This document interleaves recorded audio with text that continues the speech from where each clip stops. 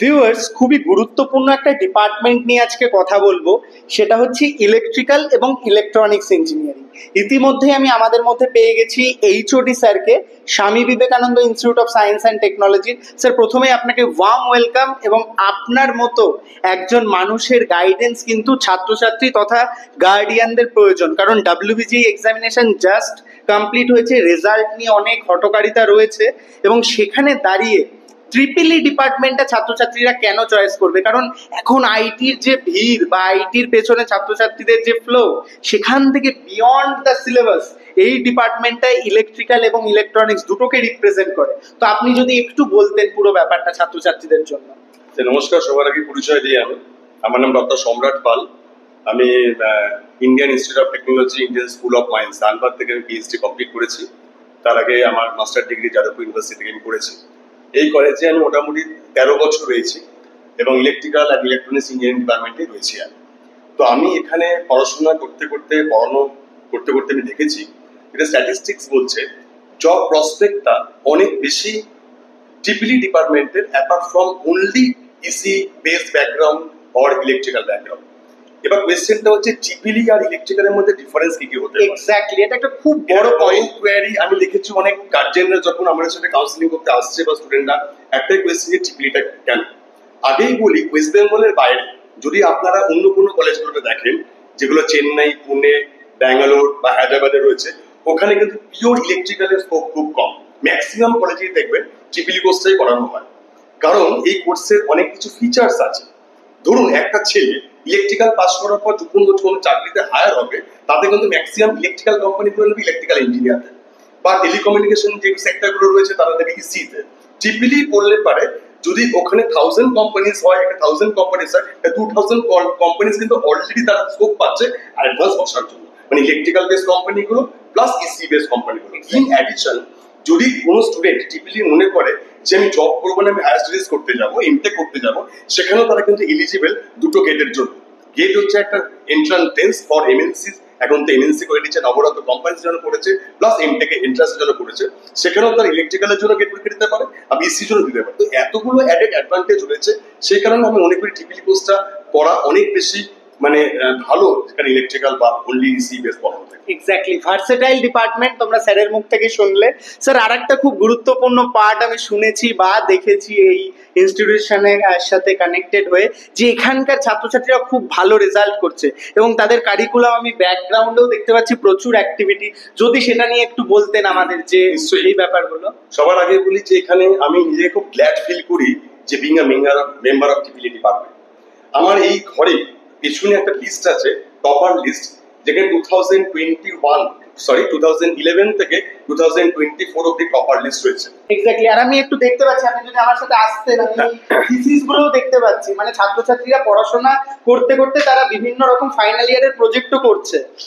হ্যাঁ, এক্ষেত্রে বলা বাহুল্য যে ম্যাক্সিমাম প্রজেক্ট কিন্তু এগুলো পুরো industry base project.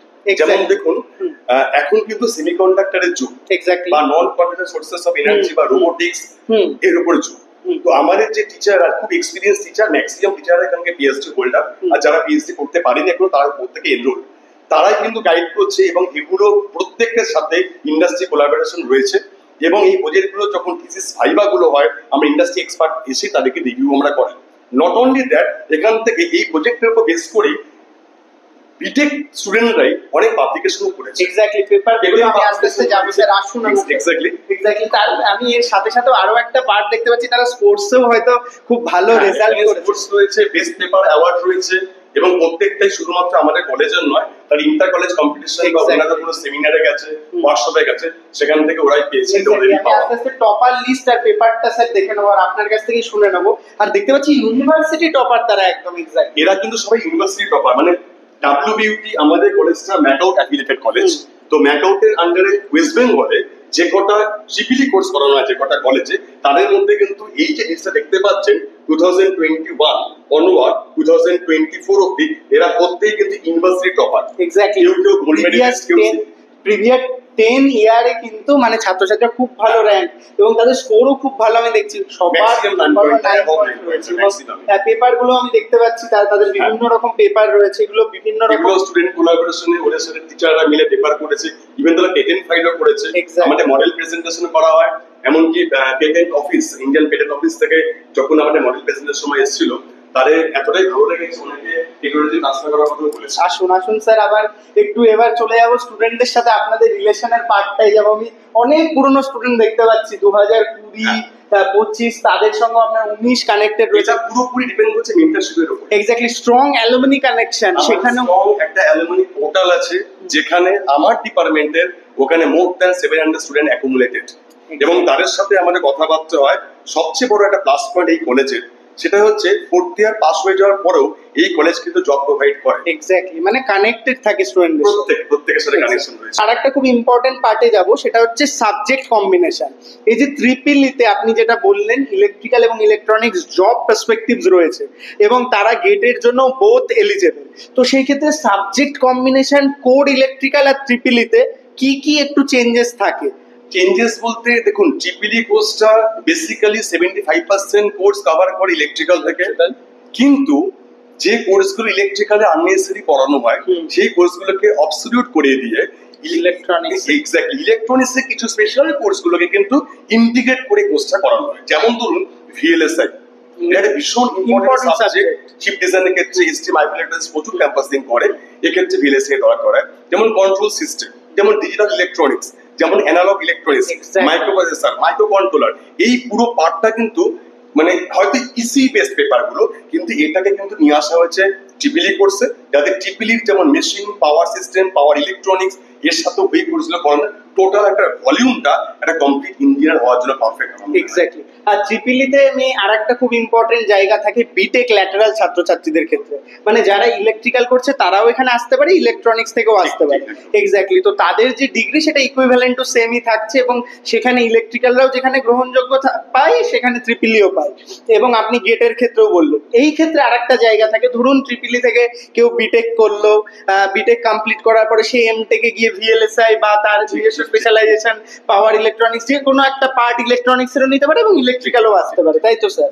Thank you sir এত সুন্দরভাবে বলার জন্য এবং গাইড করার জন্য। তো তোমরা যারা স্টুডেন্টরা রয়েছে, এত সুন্দর মেন্টরশিপ তোমরা পাবে। স্যারের আন্ডারে হিউজ একটা ডিপার্টমেন্ট রয়েছে ইলেকট্রিক্যাল অ্যান্ড ইলেকট্রনিক্স ইঞ্জিনিয়ারিং, তাই অবশ্যই কিন্তু তোমরা বিটেক এবং বিটেক ল্যাটারালের জন্য চয়েস করতে পারো Swami Vivekananda institute of science and technology. আর উইথ ডিউ রেসপেক্ট আমি একটা কথা শেয়ার করতে চাই। এক্স্যাক্টলি, দেখুন আমরা খুব ট্রেন্ড ফলো করি। এখন যেমন ট্রেন্ড চলছে কম্পিউটার সায়েন্স, এআইডিএস, এআইএমএলআই এটসেট্রা। দেখুন যদি খুব ভালো করে ভাবেন, একটা সময় বেলবট প্যান্টের কিন্তু খুব চল ছিল, এক্স্যাক্টলি, তাই না? অমিতাভ বচ্চন, ধর্মেন্দ্রের সময়, কিন্তু মাঝখানে কিন্তু সেটা কিন্তু অন্যরকম ফরমেশন হলো। এখন দেখবেন সেগুলো রিপিট হচ্ছে, আমরা কিন্তু আবার এখন বেলবট বুটকাট দিকেই যাচ্ছি। মানে বলতে চাইছি, আমরা human being is a subject of changes. আমরা যে কোনো সময় যে কোনো পরিস্থিতিতে আমরা অ্যাডাপ্ট করতে চাই যে সোসাইটি কি চাইছে। দেখুন এখনকার দিনে খামোখাই কথাটা বলবো না, কাউকে পার্সোনালি বলতে চাইছি না, যে সিএসসি অ্যান্ড এআই এই কোর্সটার উপরে নিশ্চয়ই প্রত্যেকের একটা এক্সট্রা একটা সফট কর্নার রয়েছে। কেন আছে আমি কিন্তু জানি না, কিন্তু যখন কোম্পানি হায়ার করছে, they are actually focus to hire some student who are having interdisciplinary engineering courses knowledge. মানে একটা রোবট তৈরি করতে গেলে কিন্তু শুধুমাত্র কম্পিউটার সায়েন্স, এআইডিএস দিয়ে হয় না। যে কোনো ইন্ডাস্ট্রি রান করতে গেলে ইলেকট্রিক্যাল পার্টটা থাকতেই হবে, কারণ পাওয়ার ছাড়া সিভিল, মেকানিক্যাল প্রত্যেকটা কম্বিনেশন না করলে প্রপার ইঞ্জিনিয়ার হয় হচ্ছে না। তো আমি একটা মেসেজ দিতে চাই আমার আপকামিং নিউ জেনারেশনকে, please do not stick or rigid yourself in particular domain. Try to focus overall engineering course, so you will be groomed properly and you will be hired for a good company and some salary. Thank you so much. Thank you, sir.